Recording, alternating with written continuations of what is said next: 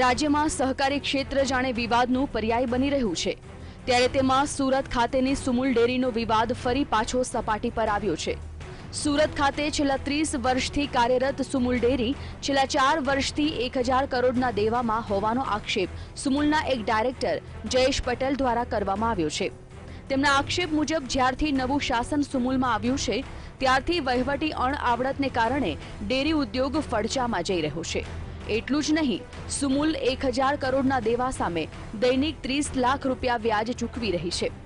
જો કે સુરતની સુમુલ ડેરીના વહીવટી તંત્ર પર જે આક્ષેપ લગાવવામાં આવ્યા છે એ આક્ષેપને સુરત સુમુલ દ્વારા નકારી કાઢવામાં આવ્યા છે।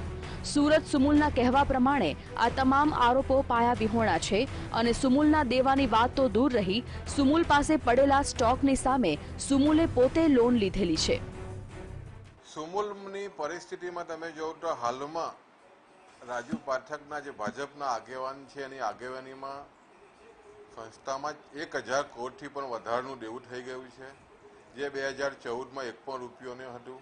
અલગ અલગ મોટા મોટા પ્રોજેક્ટો, જે રીતે કેટલ લોનો 0% વ્યાજે આપવામાં આવી અને અન્ય પ્રોજેક્ટો અને ઓવરડ્રાફ્ટને કારણે આજે આ સંસ્થા દરરોજનું 30 લાખથી પણ વધારે વ્યાજ ચૂકવી રહી છે અને એની સીધી અસર ભાવ પર પડી રહી છે।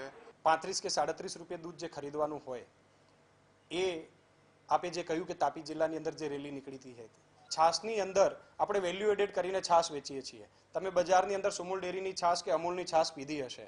આ મસાલા છાશનું જે પ્રોસેસિંગ છે અને એની અંદર જે એડિશન કરવામાં આવે છે, વેલ્યુ એડિશન જે કરવામાં આવે છે, પરિણામ સ્વરૂપે આપણી જે પ્રોસેસિંગ કોસ્ટ છે એ પ્રોસેસિંગ કોસ્ટ એટલા માટે જાય, એટલી ઊંચી જાય કે જેથી કરીને આપણે 24 રૂપિયાએ વેચવું પડે, જ્યારે મિત્ર દૂધ આપણું 56 રૂપિયે વેચાય છે। સુમુલના વિવાદનું કારણ માત્ર લોન જ નહીં, ભારે વ્યાજ ચૂકવવાને કારણે પશુપાલકોને દૂધના ભાવ વધુ નથી મળી રહ્યા।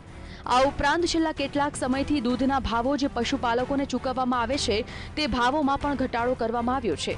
આ ઉપરાંત ગ્રાહકો સુધી આ દૂધ જે પહોંચે છે તે બીજા શહેરો કરતાં વધુ ભાવે વેચવામાં આવે છે।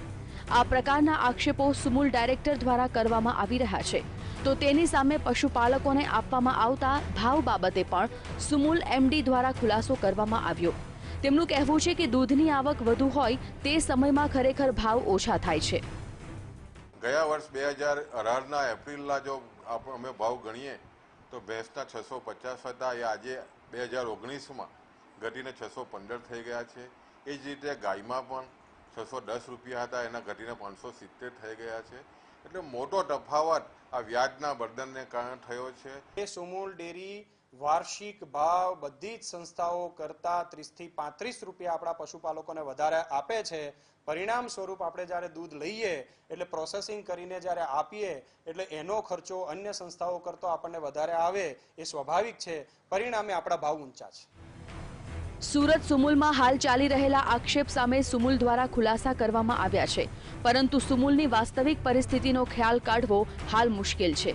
પરંતુ જો ડાયરેક્ટર કક્ષાના વ્યક્તિ આક્ષેપ લગાવે તો આ આક્ષેપો ખરેખર પાયાવિહોણા હોય કે કેમ તે તો મંડળીના સભાસદો જ નક્કી કરી શકે।